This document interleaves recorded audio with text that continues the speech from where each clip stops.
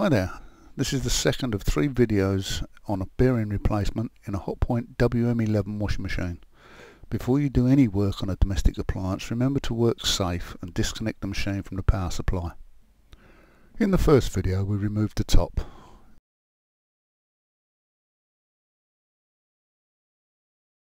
Then the fascia panel, followed by the front panel.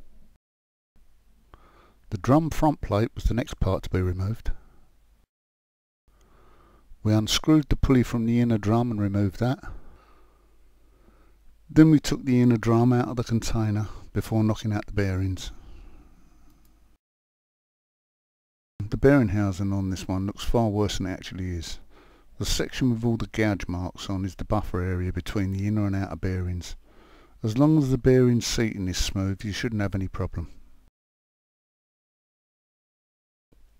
As you can see, the bearings are sealed to keep the grease in and the water out. But if the water seal fails, then it's not long before water seeps in and washes the grease out. That's why it's important to make sure the bush on the drum support is clean. But that's in the next video. The next thing to do before replacing the bearings is to clean up the area around the bearing housing. It's not necessary to clean the whole inside of the container unless you feel really energetic, but it is advisable to clean this area to prevent grit or anything else getting between the bearing and its seating in the housing. You may want to lubricate the seating with a bit of Vaseline just to make fitting the new bearing a little easier. It's not essential, but it's an option. Fit the bearing in the housing and tap it in with the handle of a hammer just to get it started. Then use a chisel or iron bar to gradually tap it all the way in. Make sure you only hit the outer sleeve of the bearing or you could damage it, and also vary the striking point so it goes in evenly.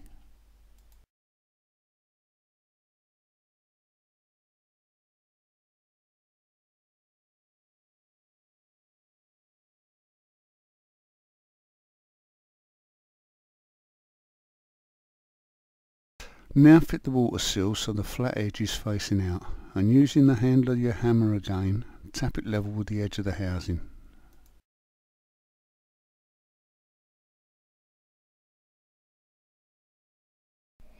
Fitting the outer bearing is much the same as the inner one, only you don't need a chisel. You can tap the outer edge of it with a hammer, but you still need to vary the point at which you strike it.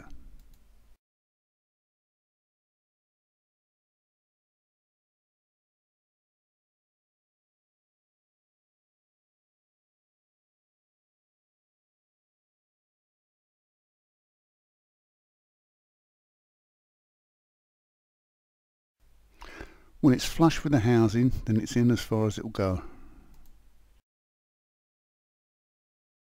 Refit the inner drum, and don't worry if it doesn't go all the way back at this point, because screwing the pulley on will do that for you.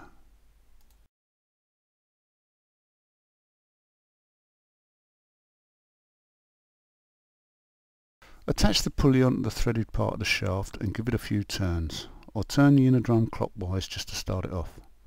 Then place the handle of your hammer between one of the spokes and a recess in the container to prevent it from turning.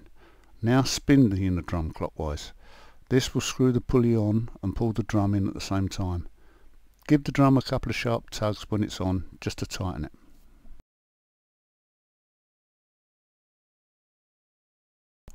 Before you replace the drum front plate, check the seal is in good condition. They're usually flattened into an oval shape, so will need to be removed and cleaned, along with the front plate itself. Although the old seal can be refitted, it's advisable to replace it with a new one, especially after doing major work like bearing changes. Use a wire brush if you have one and run it round the lip on the front plate to remove as much scale as possible. Do the same on the facing edge of the container, so that when the new seal is fitted on the front plate, there won't be any grip present to cause a leak. When you fit a new seal, look out for the white mark on it. This should be fitted at the top of the front plate. If there's no mark on your new seal, just find the joint and place that at the top.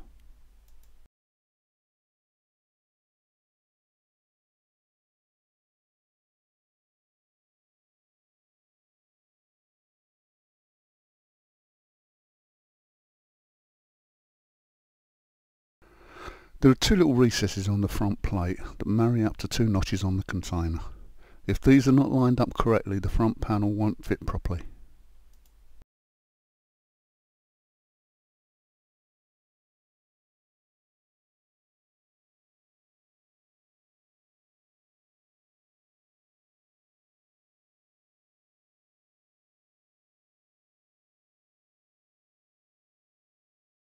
There's no particular right or wrong order in replacing the clips, but you may find it beneficial to fit opposite clips first, rather than just working all the way round from one side.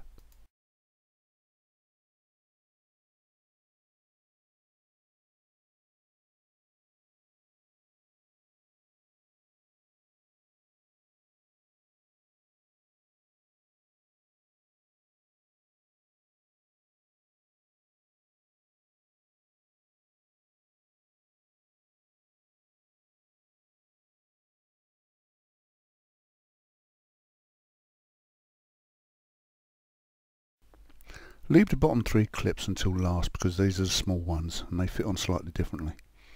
The barbed hooks catch onto the edge of the container and the lip section hooks over the small ledge on the rim of the front plate.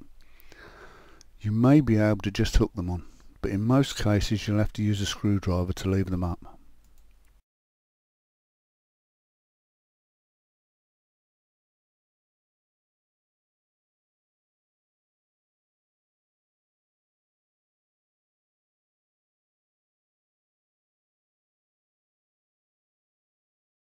When you replace the front panel, hook it onto the kick plate first or it won't fit properly. Close it up and replace the 3 screws along the top edge.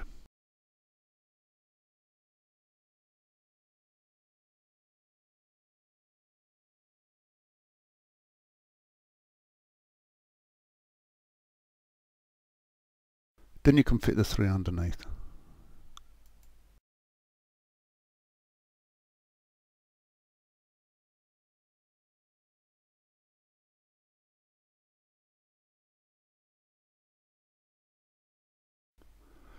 Replacing the interlock is straightforward. These two little tabs on it fit into these holes in the front panel, so as long as they're located okay, then the latch plate and screws will line up as well.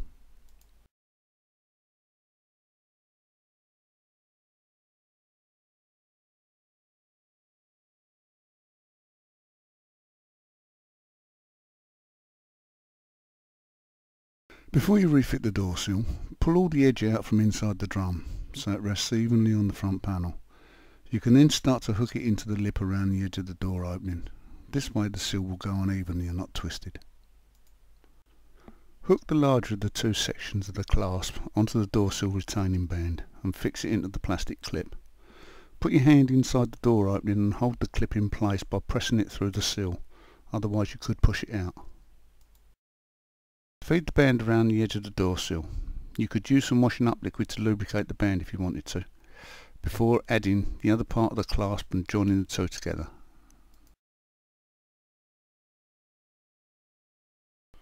Put the fascia panel back on and replace the screws in the timing knob recess.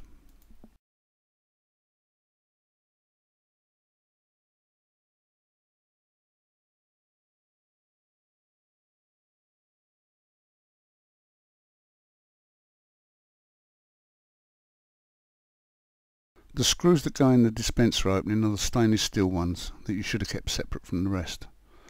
Once they've been replaced, you can push the dispenser drawer in. Make sure the flap on the drawer is closed or it won't go.